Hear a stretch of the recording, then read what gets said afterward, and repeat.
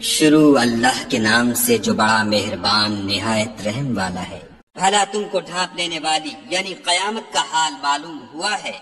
اس روز بہت سے منہ والے ذلیل ہوں گے، سخت محنت کرنے والے تھکے ماندے دہکتی آگ میں داخل ہوں گے۔ ایک کھولتے ہوئے چشمے کا ان کو پانی پلایا جائے گا اور خاردار جھاڑ کے سوا ان کے لیے کوئی کھانا نہیں ہوگا جو نہ فربہی لائے نہ بھوک میں کچھ کام آئے۔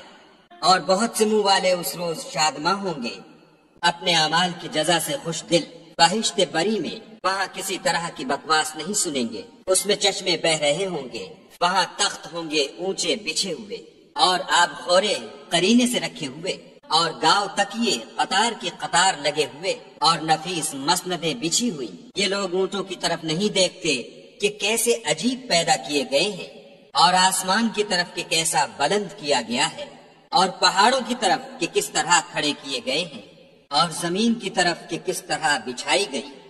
تو تم نصیحت کرتے رہو کہ تم نصیحت کرنے والے ہی ہو، تم ان پر داروغہ نہیں ہو۔ ہاں، جس نے منہ پھیرا اور نہ مانا تو خدا اس کو بڑا عذاب دے گا۔ بے شک ان کو ہمارے پاس لوٹ کر آنا ہے، پھر ہم ہی کو ان سے حساب لینا ہے۔